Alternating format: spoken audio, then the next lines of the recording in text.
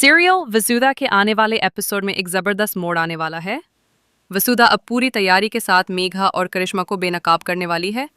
न सिर्फ उन्हें चौहान हाउस से निकालने वाली है बल्कि पुलिस के हवाले भी करेगी, लेकिन ये सब कुछ इतना आसान नहीं होगा क्योंकि मेघा ने वसुधा को खिला चैलेंज दे दिया है कि वो चौहान हाउस को तबाह और बर्बाद कर देगी। मगर वसुधा भी किसी से कम नहीं।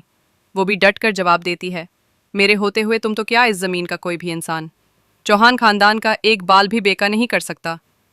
अब चैलेंज तो दे दिया गया है, लेकिन वसुधा खुद भी सोचों में डूब गई है। आखिर वो चौहान हाउस को मेघा के इंतकाम से कैसे बचाएगी? सबसे पहले वो जाती है अविनाश के पास और उसे मेघा की सच्चाई बताती है। मगर अविनाश नशे में डूबा हुआ है क्योंकि उसकी एक दोस्त ने उसे बेवकूफ़ बनाकर 5 लाख रुपए मांग लिए हैं और वो बहुत परेशान है। नशे में बदमस्त अविनाश जब घर पहुंचता है तो वसुधा उसे देखकर सब कुछ बताती है, मगर उसे ये अंदाज़ा नहीं होता कि अविनाश होश में ही नहीं। अविनाश को लगता है वसुधा बहुत दुखी है क्योंकि वो दियो से मोहब्बत करती है और अब अपने जज्बात पर काबू नहीं रख पा रही।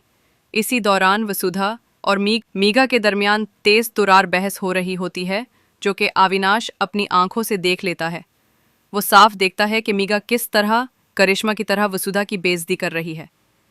ये सब कुछ अविनाश नशे की हालत में जाकर दियो को बताता है। वो दियो के कमरे में जाकर उसका कॉलर पकड़ लेता है और गुस्से से कहता है, आप उस घटिया लड़की मेघा से शादी क्यों कर रहे हैं? मैंने खुद देखा है वो वसुधा से बदतमीजी कर रही थी। वसुधा की ब्रांड एम्बेसडर की पोजीशन भी उसने ही छीनी थी। आप क्यों उस जैसी लड़की से रिश्ता जोड़ना चाहते हैं? अविनाश कहता है, आपको तो वसुधा से मोहब्बत है, फिर क्यों नहीं सोच रहे उसके बारे में? पहले तो दियो अविनाश की बात को नज़रअंदाज कर देता है, मगर जब वो बाद में सोचता है तो उसे एहसास होता है कि अविनाश बिल्कुल सच कह रहा था। अब वसुधा को बहुत जल्द दियो और अविनाश की मदद से मिल जाएगा मेघा के खिलाफ सबसे बड़ा सबूत। जल्द ही मेघा और करिश्मा दोनों पुलिस के हवाले